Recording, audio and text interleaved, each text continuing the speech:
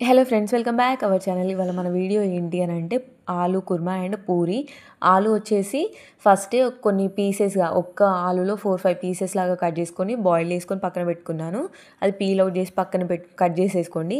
ఒక ఆనియన్ ఇంకా పచ్చిమిర్చి కూడా కట్ చేసుకున్న తర్వాత ఒక బౌల్లో ఆయిల్ వేసి అందులో జీలకర్ర, ఆవాలు వేసిన తర్వాత ఆనియన్ను పచ్చిమిర్చి 2 ఒకేసారి వేస్తున్నాను నేను. వేసి లైట్గా ఫ్రై అయిపోయిన తర్వాత మనం కొంచెం చిన్న చిన్న పీసెస్గా కట్ చేసి పెట్టుకున్న ఆలు కూడా వేసుకోవాలన్నమాట. కావాలంటే స్మాష్ చేసుకోవచ్చు. నేనైతే డైరెక్ట్గా పీసెస్ లాగా కట్ చేసి వేస్తున్నాను. ఇలా కొంచెం ఫ్రై చేసిన తర్వాత లైట్గా సాల్ట్ వేసుకొని మళ్ళీ ఫ్రై చేసుకోండి. సాల్ట్ వేస్తే అందులో ఉండే వాటర్ కూడా రిలీజ్ అయిపోతుంది అండ్ ఆనియన్ కూడా కొంచెం తొందరగా ఫ్రై అయిపోతుంది అన్నమాట. తర్వాత కొంచెం పసుపు వేసి ఫ్రై చేయాలి. ఇందులో ఆల్రెడీ మనం పచ్చిమిర్చి ఎక్కువ వేసుకున్నాం కాబట్టి కారం అవసరం లేదు. అండ్ కొన్ని వాటర్ మనం పోసుకున్న తర్వాత మనకి ఎంత లెవెల్కి కావాలనేది మనకు అర్థమవుతుంది కదా. సో 3-4 మెంబర్స్కి అయితే కొంచెం ఎక్కువ, ఓన్లీ 2 మెంబర్స్కి అట్లయితే తక్కువ, అలా మనం చేంజ్ చేసుకోవాలన్నమాట. వాటర్ ఎక్కువ తక్కువ అనేది మనం చేంజ్ చేసుకోవచ్చు. అండ్ తర్వాత కొంచెం కొత్తిమీర మీరు కావాలంటే పోపుకే వేసుకోవచ్చు అన్నమాట. ఎలాగో తినం పాడేస్తామనేసి నేను వాటర్లో వేసాను అన్నమాట.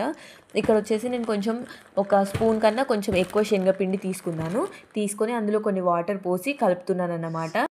శనగపిండి కలుపుకున్న తర్వాత మనం ఫస్ట్ ఏదైతే ప్రిపేర్ చేసుకున్నామో అది బాయిలింగ్ టైంలో ఇది తీసుకెళ్ళి అందులో మిక్స్ చేయాలన్నమాట. చేసిన తర్వాత లో ఫ్లేమ్ పెట్టేసి ఒక 5 మినిట్స్ మూత పెట్టేసి పక్కన పెడితే అది మనకి దగ్గరికి చిక్కగా అయిపోయినప్పుడు మనం సాల్ట్ అనేది టేస్ట్ చేసుకొని కొంచెం తక్కువే వేసుకోవాలి. ఎందుకంటే మనం పిండిలో కొంచెం ఆయిల్ అండ్ సాల్ట్ వేస్తాం కదా, అందుకోసమని కొంచెం సాల్ట్ తక్కువ ఉండేలాగా చూసుకోండి.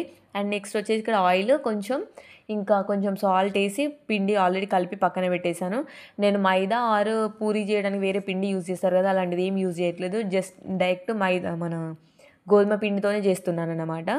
కాకపోతే ఏంటి అని అంటే ఒకేసారి చపాతీలాగా పెద్దగా దీన్ని స్ప్రెడ్ చేసిన తర్వాత ఒక మూత తీసుకొని చిన్న చిన్నగా పూరీల సైజులో ఉండే మూత తీసుకొని ప్లాస్టిక్ది దాంతో కట్ చేస్తున్నాను.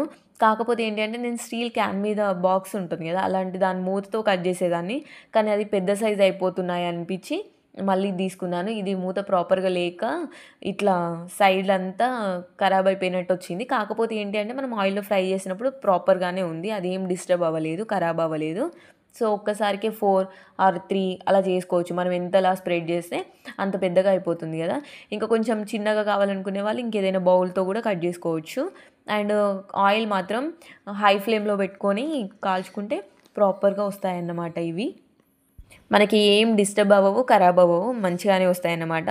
అండ్ ఇంకా అప్కమింగ్ వీడియోస్లో మనకి కార్తీక మాసం వస్తుంది కాబట్టి వెజ్ రెసిపీస్ అన్నీ కూడా నేను అప్లోడ్ చేస్తాను. And thanks for watching and please do subscribe. Bye bye.